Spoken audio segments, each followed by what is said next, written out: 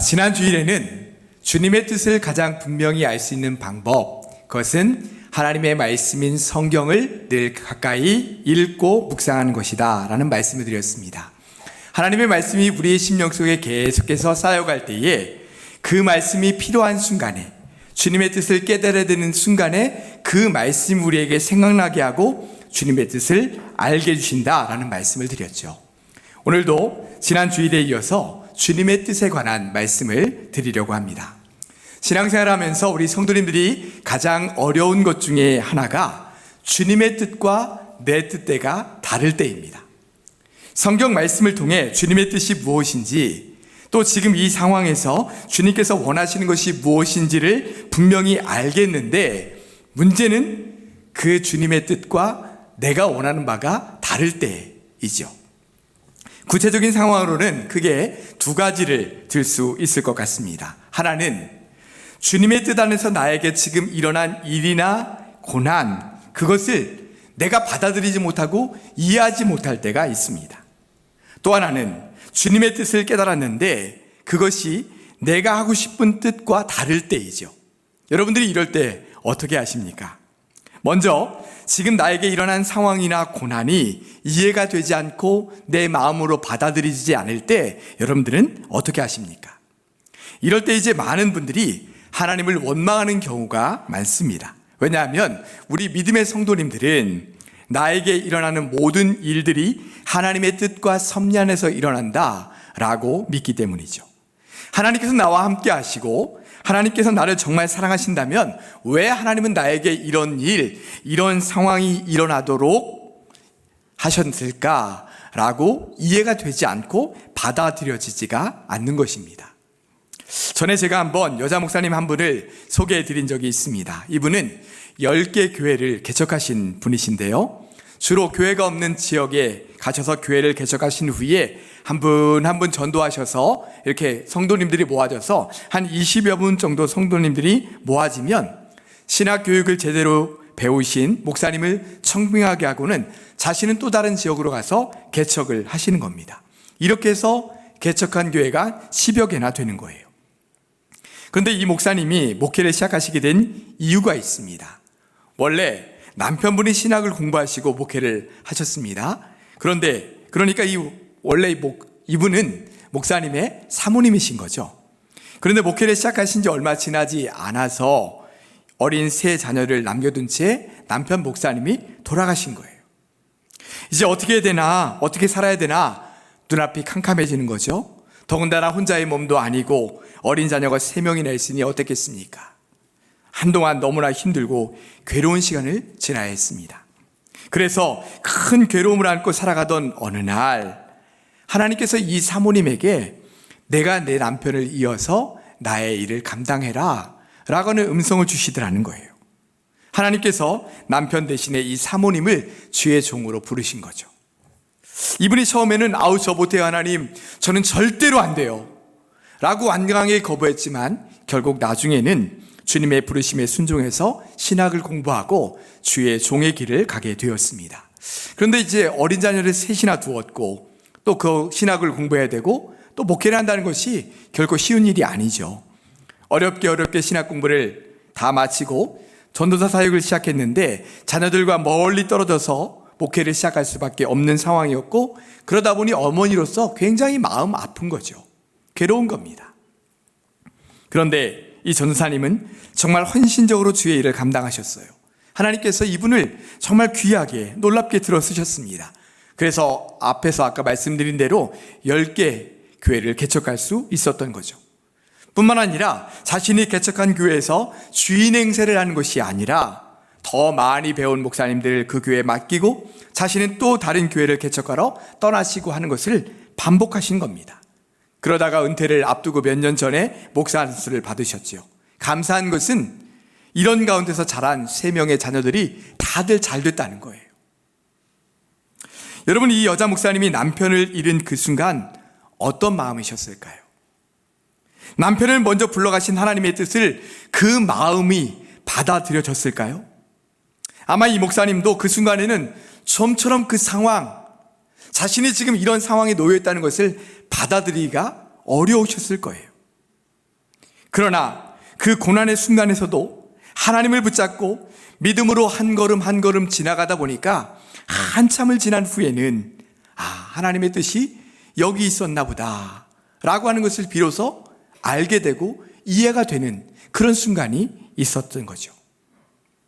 우리는 우리 앞에 일어나는 상황과 고난을 이해하지 못할 때가 많이 있습니다. 하나님께서 왜 나에게 이런 상황, 이런 고난을 당하게 하시는지, 하나님의 뜻이 무엇인지 받아들여지지 않을 때가 있죠. 아마 지금 이 순간에도 왜 하나님께서 나에게 이런 고난을 주시는지 이해하지 못한 채 고난 한가운데를 지나가고 계신 그런 성도님들도 분명히 계실 겁니다. 사랑하는 여러분, 이 어려운 고난의 상황을 주님 붙잡고 잘 이겨나가시기를 바랍니다. 지금은 도저히 이해도 안 되고 받아들일 수 없는 상황이지만 나중에 한참 지나고 난 이후에 하나님의 뜻이 이거였구나 라고 깨닫게 되는 순간이 분명히 오게 될 겁니다.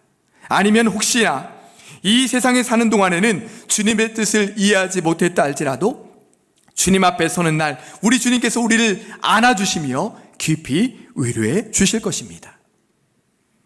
또 한 가지 성도들이 가장 힘들어하는 것 중에 하나는 성경 말씀을 통해 주님의 뜻을 깨닫게 되었는데 그것이 내 뜻과 다를 때예요. 이런 경우에 주님의 뜻에 순종하며 따르고 싶은 마음보다는 그냥 내 뜻대로 하고 싶은 마음이 내 안에서 강하게 일어나는 거죠. 자, 요나를 보십시오. 요나는 하나님의 선지자였습니다. 하나님은 요나 선지자를 부르셔서 니느웨 성으로 가서 그들에게 니느웨 성이 멸망당할 것이다 라고 하는 것을 선포하게 하셨어요. 그러나 요나는 니느웨로 가고 싶지 않았어요. 아니, 조금 더 정확하게 말하면 그는 니느웨로 가는 것이 두려웠습니다. 왜냐하면 당시 니느웨는 아주 포악한 민족으로 소문이 자자했기 때문이죠. 요나가 니느웨에 가서 이 성이 멸망할 겁니다 라고 외치면 자신의 생명이 위험할 거다라고 하는 것을 지금 생각하고 있는 거예요. 결국 요나는 니느웨로 가지 않고 다시스로 가는 배를 탔습니다. 요나는 주님의 뜻이 무엇인지 분명히 알았죠. 그러나 그의 마음에는 주님의 뜻과 달랐습니다. 하나님, 제가 가서 그 성이 멸망할 거라고 외치면 그들이 저를 가만두지 않을 겁니다. 이런 마음이 그의 마음을 강하게 채우고 있는 거예요. 이것이 요나의 생각이고 마음이었죠. 하나님께서 자신을 사지로 보내신다라고 생각한 거예요. 그래서 하나님의 뜻을 따르지 못하고 자신의 뜻대로 다시스로 갔던 것이죠. 그런데 한번 보십시오. 결국 나중에 주님의 뜻대로 요나가 니느웨 성에 가서 멸망할 거라고 선포했을 때 어떤 일이 일어났나요? 요나가 생각한 대로 됐습니까? 요나가 해를 당했나요? 아니요. 요나가 걱정했던 것과는 전혀 다른 일이 일어났습니다. 니느웨 왕으로부터 모든 백성들이 다 통회 작복하며 회개하기 시작했죠. 요나가 미리 생각했던 그것은 기우였던 거예요. 여러분, 주님의 뜻이 맞았습니까? 요나의 뜻이 맞았습니까? 주님의 뜻이 맞았죠. 주님의 뜻과 섭리가 그 안에 있었던 것입니다. 주님의 뜻이 무엇이었습니까? 그 포악한 민족 니느웨까지도 구원하기를 원한다 라고 하는 것이 하나님의 뜻이었던 것입니다. 오늘 본문 말씀을 한번 보시겠습니다. 이번에 제가 성경 통독을 하면서 특별히 이 모세의 삶이 저에게 굉장히 큰 은혜가 되는 것으로 다가오는 것을 느꼈습니다. 여러분, 모세가 어떤 사람입니까? 이스라엘 백성들이 애굽에서 430년 동안 노예 생활을 하고 있을 때 하나님의 부르심을 받아 그들을 애굽에서 이끌어낸 사람이죠.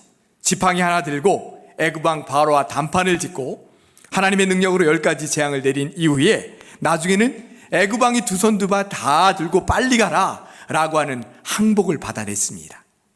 그렇게 애굽을 출발해서 홍해바다가 그들 앞에 딱 가로막자 모세는 하나님의 능력으로 그 홍해바다를 가르고 마른 땅처럼 건너갔죠.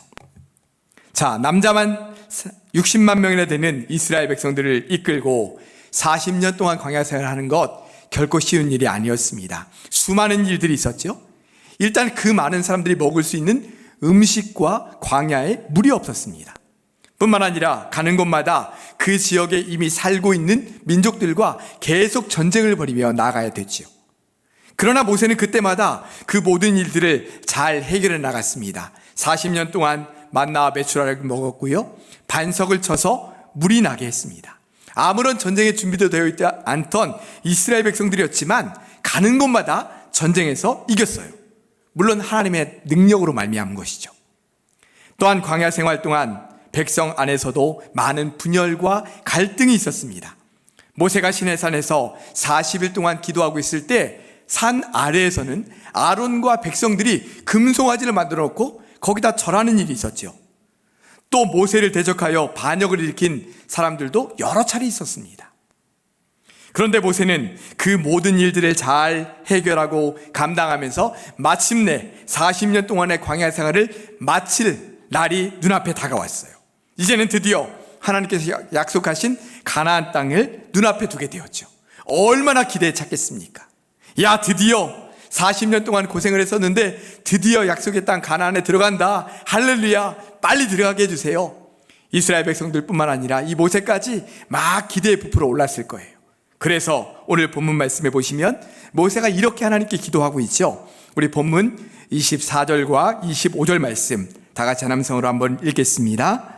주 여호와여, 주께서 주의 크심과 주의 권능을 주의 종에게 나타내시기를 시작하셨사오니 천지간에 어떤 신이 능히 주께서 행하신 일, 곧 주의 큰 권능으로 행하신 일같이 행할 수 있으리이까.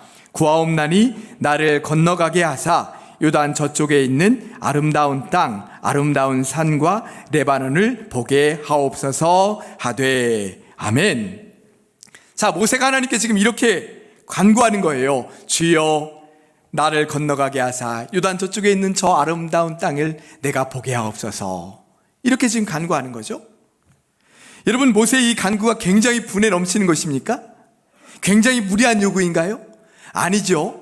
지금까지 지금 모세가 해온 수많은 고통과 어려움들을 감안하면 충분히 하나님께 구할 수 있는 일입니다. 그런데 하나님께서 모세에게 뭐라고 말씀하신지 보세요. 본문 26절과 27절 말씀 같이 한번 읽겠습니다. 여호와께서 너희 때문에 내게 진노하사 내 말을 듣지 아니하시고 내게 이르시기를 그만해도 족하니 이 일로 다시 내게 말하지 말라. 너는 비스가 산 꼭대기에 올라가서 눈을 들어 동서남북을 바라고 내 눈으로 그 땅을 바라보라. 너는 이 요단을 건너지 못할 것임이니라. 아멘.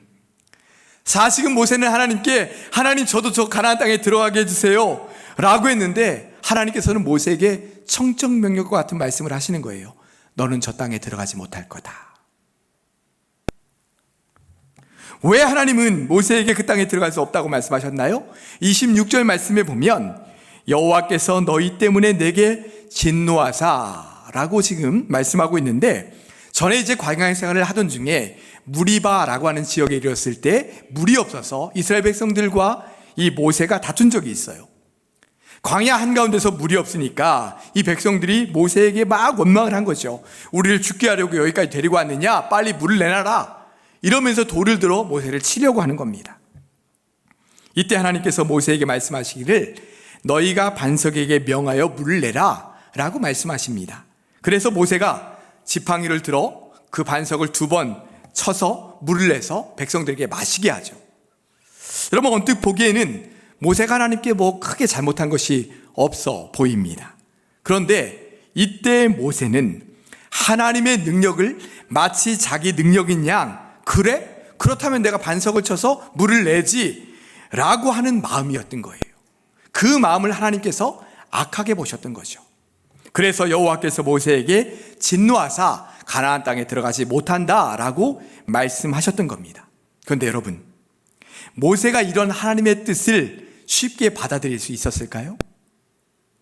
26절을 다시 보시면 여호와께서 내 말을 듣지 아니하시고 내게 이르시기를 그만해도 족하니 이 일로 다시 내게 말하지 말라, 이렇게 표현하는 것으로 보아서 모세는 그 뜻을 바로 받아들이지 못하고 여러 번 하나님께 기도했다는 것을 알 수 있어요. 하나님, 그래도 저를 좀 긍휼히 여겨주셔서 저도 저 땅에 들어갈 수 있도록 해주세요. 여러 차례 간구했다는 거죠. 그런데 하나님께서 뭐라고 말씀하셨어요? 그만해도 족하니 이 일로 다시 내게 말하지 말라, 이렇게 말씀하시는 거예요. 여러분, 얼마나 냉정한 말씀이에요. 하나님의 말씀을 듣고 모세의 마음이 어땠겠어요?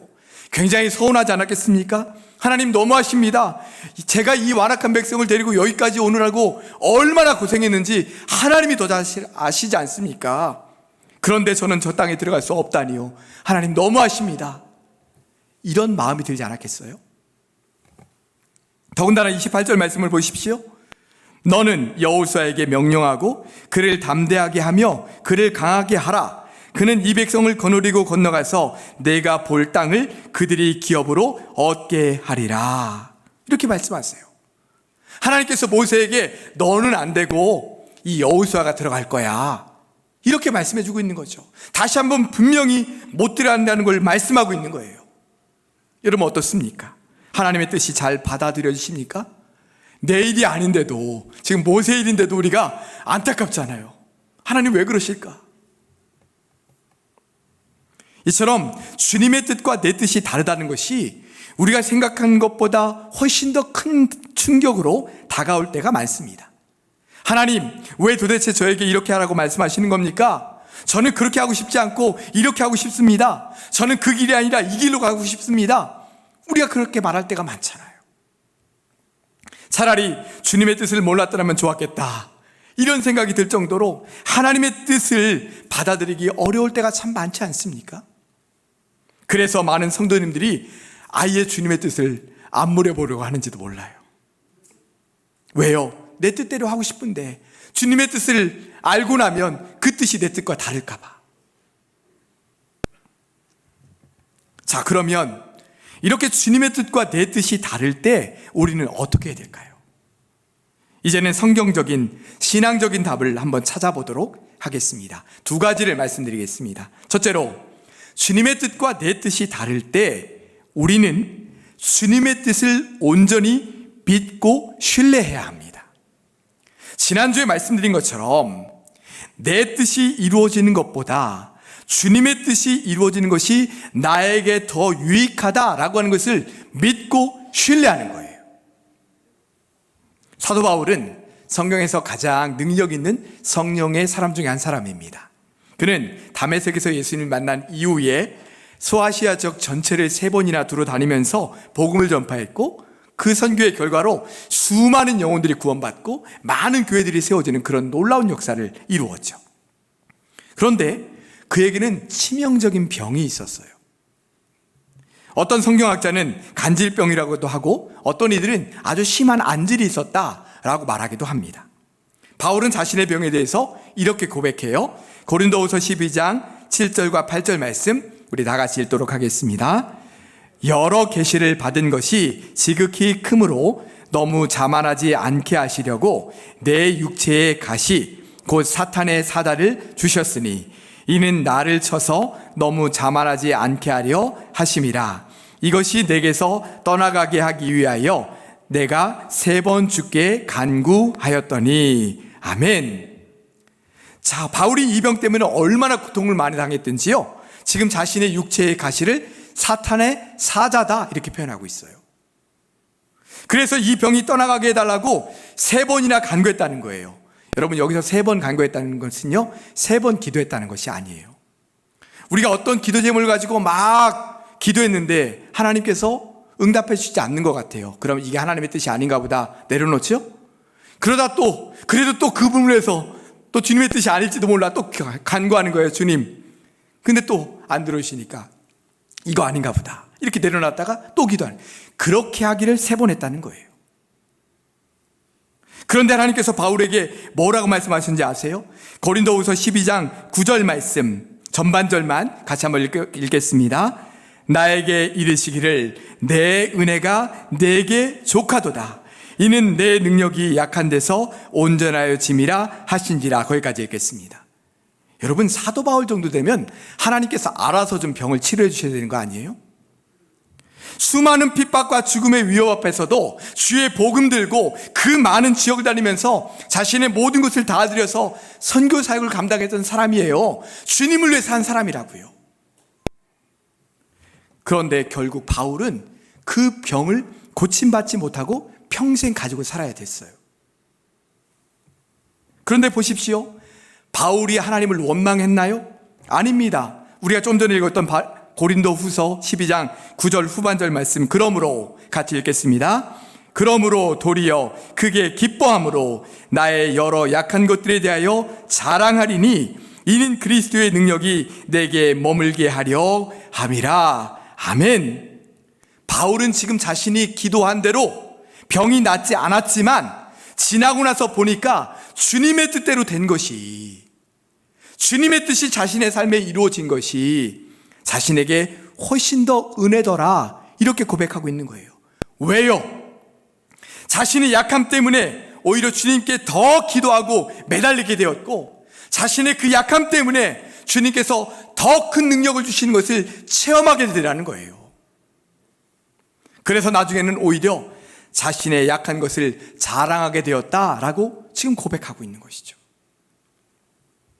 그렇습니다. 주님의 뜻과 내 뜻이 다를 때 주님의 뜻이 내 삶에 이루어지는 것이 더 유익이요 은혜임을 믿으시기를 바랍니다. 그러므로 우리는 주님의 뜻을 온전히 믿고 신뢰하며 따라야 하는 거예요. 둘째로, 주님의 뜻과 내 뜻이 다를 때 내 뜻을 내려놓고 주님의 뜻을 따라야 해요.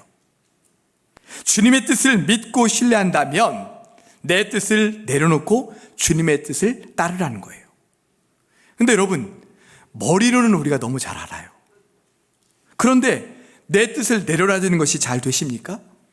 내 뜻을 내려놔주는 것 잘 안 돼요. 내 뜻대로 하고 싶은 마음이 내 안에 너무나도 강하기 때문이죠. 그냥 내 뜻대로 하게 놔두세요 하나님, 이게 우리의 마음인 거예요. 우리 마음속에 그 마음이 강하게 자리 잡고 있는 거죠. 자, 앞에서 모세에 관한 말씀을 드렸죠. 사실 미디안으로 도망가서 양을 치고 있던 이 모세를 하나님께서 찾아오셔서 그를 이스라엘의 지도자로 세우시겠다라고 그를 부르셨을 때 이 모세는 여러 차례 받아들이지 못했어요. 하나님, 저는 그만한 능력이 없습니다. 하나님, 저 말 잘 못하시는 거 아시잖아요. 아마 이스라엘 백성들이 저를 받아들이지 않을 겁니다. 이렇게 무려 6번이나 하나님께서 부르심에도 불구하고 이런저런 핑계를 대면서 곧바로 주님의 뜻을 받아들이지 못했어요. 이처럼 주님의 뜻을 모세에게 말씀해 주셨지만 그는 주님의 뜻을 따를 수 있는 용기와 자신이 없던 거죠. 그는 그냥 여기서 양이나 치며 살고 싶습니다 라고 하는 마음이 그 마음 가운데 강하게 지금 자리 잡고 있는 거예요. 이런 모세가 자신의 뜻을 내려놓는데 한참이나 걸렸어요. 하나님은 그가 그의 뜻을 내려놓을 때까지 기다리시고 그를 설득하셨습니다. 그리고 마침내 모세는 자신의 뜻을 내려놓고 주님의 뜻을 따르게 되었죠. 예수님을 보십시오. 예수님은 하나님 아버지의 뜻에 순종해서 지금 십자가의 길을 가고 계세요. 그리고 드디어 십자가를 지셔야 될 때가 되었습니다. 그러나 인간 예수님의 마음 안에는 두려운 마음이 있는 거예요. 그래서 겟세마네 동산으로 가셔서 하나님께 기도하셨습니다. 무슨 기도를 하셨나요?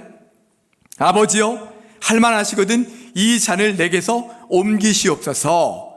그러나 나의 원대로 마시옵고 아버지의 원대로 하옵소서 라고 기도했어요. 예수님은 먼저 자신의 바램을 하나님 아버지께 그대로 아뢰는 거예요. 아버지, 제가 십자가를 지지 않아도 된다면 십자가 지고 싶지 않습니다.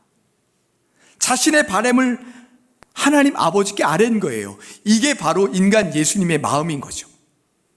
그러나 예수님의 기도는 거기서 끝나지 않으셨어요.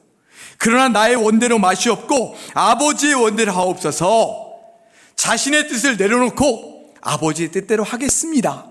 아버지의 뜻을 이루어 주시옵소서 라고 기도하시는 거예요. 근데 여러분, 이렇게 예수님께서 자신의 뜻을 내려놓기까지 예수님께서 그날 겟세마네 동산에서 몇 번 기도하셨는지 아세요? 3번이나 기도하셨어요. 제자들 이만큼 떨어뜨려 놓으시고 혼자 가셔서 기도하시다가 다시 제자들이 오셨어요. 그리고 또 가서 기도하셨어요. 그리고 또 제자들이 오셨습니다. 마지막 3번째 가셔서 기도하시고 난 이후에 다시 돌아오셔서는 이제는 됐다, 가자, 이렇게 말씀하셨다는 거예요. 여러분, 왜 예수님께서 3번이나 기도하셨을까요? 성경에는 정확하게 그 이유가 나오지 않습니다. 그러나 예수님도 자신의 마음을 내려놓는데 이렇게 3번의 기도가 필요하셨다라고 하는 것을 우리에게 보여주시기 위함이 아닐까요? 자신의 뜻을 내려놓는 것, 하나님의 뜻과 내 뜻이 다를 때 그 내 원하는 바를 주님 앞에 아뢰지만 그럼에도 불구하고 주님의 뜻을 따라가겠습니다, 따라갈 수 있는 힘을 주시옵소서 라고 하는 것, 그거는 기도밖에 없다는 거예요.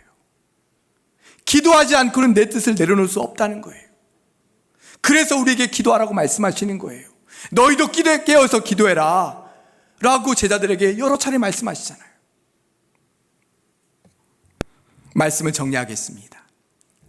주님의 뜻 안에서 나에게 일어난 일, 이 고난, 우리가 당할 때마다 이해가 되지 않고 왜 하나님은 나에게 이런 걸 주시는지 받아들이지 않을 때 우리는 어떻게 될까요?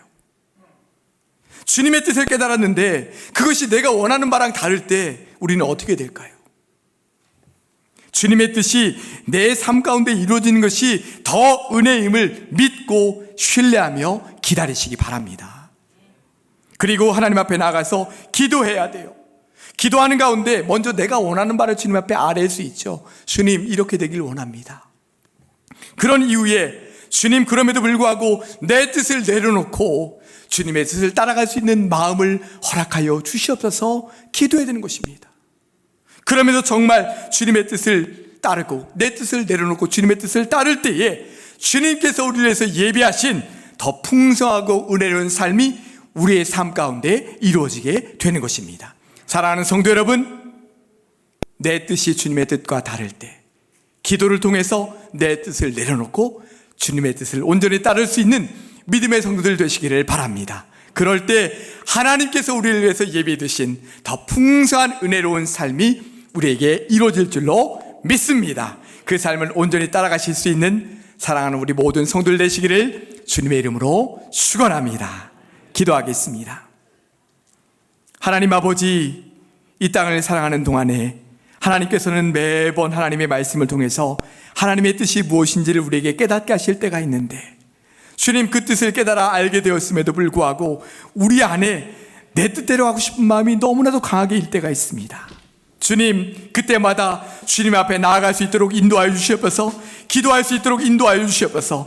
나는 내 뜻대로 살고 싶은 마음이 너무나도 강하지만 기도를 통해서 내 뜻을 주님 앞에 온전히 내려놓고 주님의 뜻을 따라갈 수 있는 힘과 능력을 더하여 주시옵소서. 기도하면서 온전히 따라감으로 말미암아 주님의 뜻이 내 삶 가운데 온전히 이루어져 더욱더 풍성한 삶을 누리며 살아갈 수 있도록 역사하여 주시옵소서. 예수님의 이름으로 기도드리옵나이다. 아멘.